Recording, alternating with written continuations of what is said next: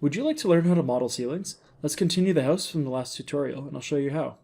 My name is Jesse Dom. I'm a practicing BIM manager teaching you Revit for free. Let's dive in. So let's just clean this up and open up the ceilings. I'm not going to need that ceiling plan because it'll be using the level above. So I can delete this one and right click on this one. Actually, let's rename this to RCP for reflected ceiling plan. Double click on that to open it. And the reason why you're seeing the black walls is something that we set up when we made the wall types, but that's because down here the detail level is set to coarse. If I click on this, I can change it to fine and we can see the layers of the walls. Now when I draw the ceilings, I'm not actually going to see anything, so let's just play with a couple things so that we can see what's actually going on in this project. Let's go to view range and change this, and view range is something that I can get into more detail later, but at the moment all we really need to know is view depth. So the view depth is the distance past what we're actually defining within our view range here. So I'm going to change this to 3000 and click OK.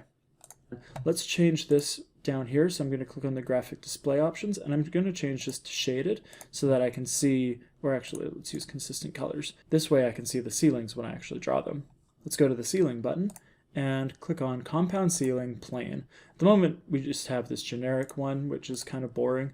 Let's rename this to, let's use a similar naming convention that we use in the wall, roof, and floors. I went with 10mm jib and 45 metal framing. Click OK, and then edit this, change this to finish, and then we're going to change this to 10.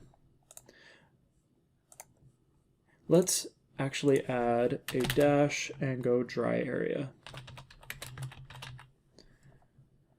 Now that we have a dry area, let's duplicate this one, and we'll call this wet.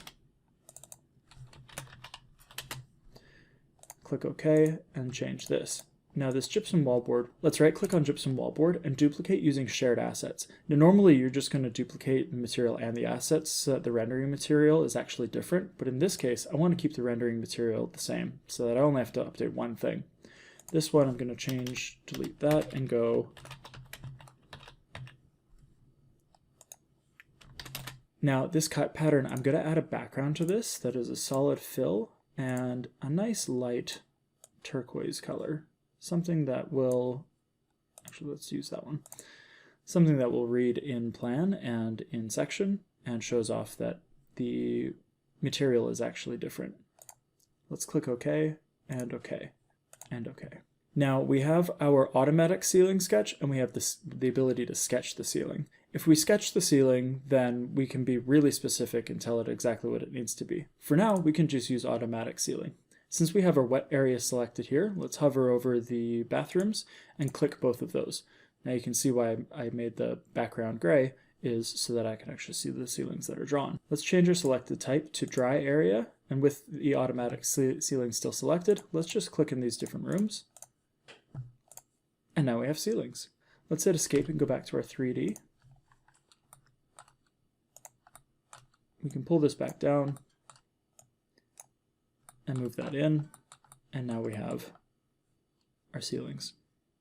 Now let's go to the ground floor, and I realize that I've made a mistake in the previous video, so let's click on that piece of wall, and then click on here and go 700, enter. Now that's moved that piece of wall. Now the nice thing about using the automatic sketch is it locks the lines to the walls that are there. So if I go to the 3D, that I can come and see that these have actually moved along with it. Let's move this cropped region so that we can see the bathroom. Now you can see that this is very clearly defined as a different material.